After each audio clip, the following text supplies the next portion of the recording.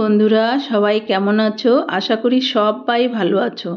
পায়েল বৌদির রান্নাঘরে তোমাদের সবাইকে স্বাগত। আমার রান্নাঘরের আজকের রেসিপি মুচমুচে মৌরলা মাছ ভাজা। বন্ধুরা, এই মৌরলা মাছ এতটাই ক্রিস্পি হয়, খেতে এত টেস্টি হয়, এর জন্য কোনো বাহানার দরকার হয় না। দারুণ খেতে হয়, উঠাও আর খাও ব্যাস। এই মৌরলা মাছ ভাজাটা এতটাই ক্রিস্পি হয়, যে কোনো টাইমে যে কোনো সময় খেতে পারো এটা, আর নিমিষের মধ্যে প্লেট খালি হয়ে যাবে। বন্ধুরা, রেসিপিটা ভালো লাগলে লাইক অ্যান্ড শেয়ার করো, আর চ্যানেলটিকে সাবস্ক্রাইব করে দিও। পাশে থাকা বেল আইকনটিকে ক্লিক করো, যাতে আমার নতুন রেসিপি সবার আগে তোমাদের কাছে পৌঁছে যাওয়ার জন্য। নিয়েছি এখানে মৌরলা মাছ 200 গ্রাম, বেশ বড় বড় সাইজের নিয়েছি বন্ধুরা। আর এখন দিয়ে দেবো এর মধ্যে আদা পেঁয়াজ রসুন একসঙ্গে বেটে নিয়েছি, ওটা দিয়ে দিলাম লঙ্কা গুঁড়ো আর হলুদ গুঁড়ো দিয়ে দিলাম পরিমাণ মতো নুন,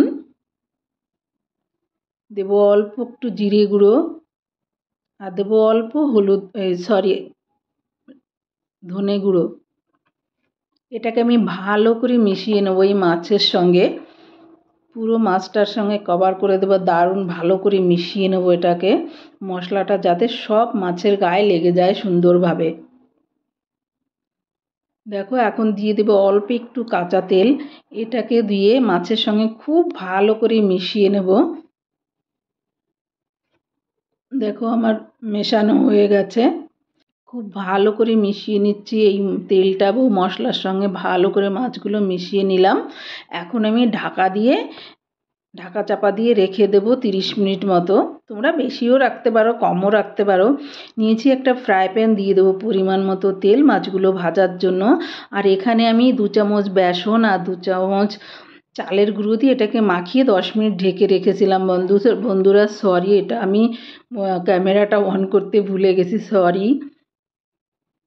ব্যাস, জল দেইনি, এমনি শুকনো ওর সঙ্গে মাছের যে মশলা ছিল তার সঙ্গে আমি মেখে 10 মিনিট ঢেকে রেখেছিলাম। আর এখন মাছগুলো ভাজার জন্য এক এক করে দিয়ে দেবো। এটাকে আমি একটা একটা করে বিছিয়ে দেবো, যেহেতু মুচমুচে করে ভাজবো, তাই আমি এটাকে একদম একটা একটা করে বিছিয়ে দেবো।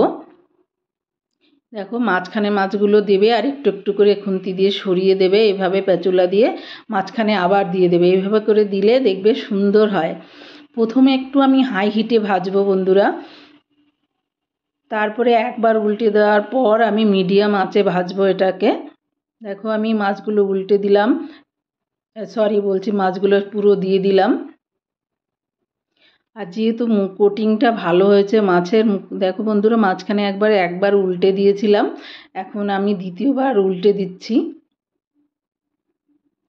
আর এই মাছগুলো এখন আমি মিডিয়াম আঁচে ভাজছি ভালো করে, যাতে যতক্ষণ ক্রিস্পি না হয়। বন্ধুরা দেখো, কত সুন্দর কালার আসছে, একদম গোল্ডেন কালার। যতক্ষণ না হবে মাছগুলো একদম সুন্দর মুচমুচে, কাটা ফেলার কোনো দরকার নেই, শুধু মুখে পোড়ো আর খাও।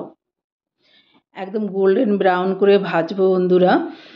আর এই মাছ ভাজা খাওয়ার জন্য কোনো বাহানার দরকার হয় না বন্ধুরা। খেতে পারো ইটেবল হিসাবে, খেতে পারো স্ন্যাক্স হিসাবে, খেতে পারো পার্টিতে ইটেবল হিসাবে, খেতে পারো গরম ভাতে প্রথম পাতে একদম একটু কাঁচা লঙ্কা নাও, নেই তো ভাজা লঙ্কা নিয়ে খাও, দারুণ খেতে হয়, দারুণ। এতটাই ভালো হয়েছিল এই মাছ ভাজাটা, দেখে লোভনীয় লাগছে কি না বলো বন্ধুরা।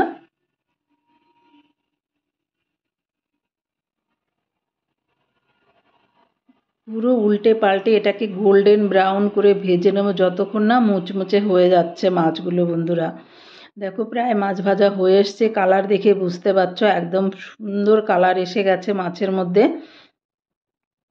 দারুণ খেতে। এরকম এক প্লেট মাছ ভাজা হোটেলে গিয়ে খেয়ে দেখবে বন্ধুরা কত নেয়, আর এরকম তো ঘরেই আমরা বানিয়ে খেতে পারি, তাই না? দারুণ খেতে হয়েছিল, দারুণ, কি বলবো তোমাদের।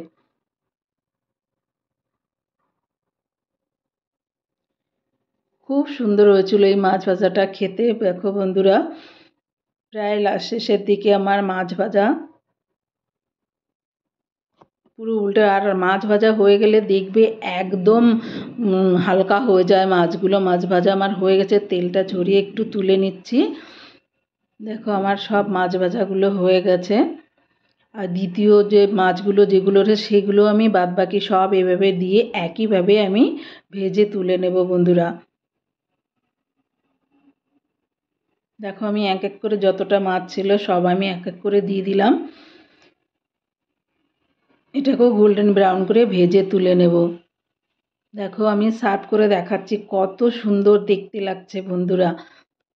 আমার হাজব্যান্ডও খেয়ে একদম পাগল হয়ে গেল যে দারুণ হয়েছে, হোটেলে গেলে এটার দাম অনেক নিত। থ্যাংক ইউ বন্ধুরা লাস্ট অবধি আমার ভিডিওটা দেখার জন্য।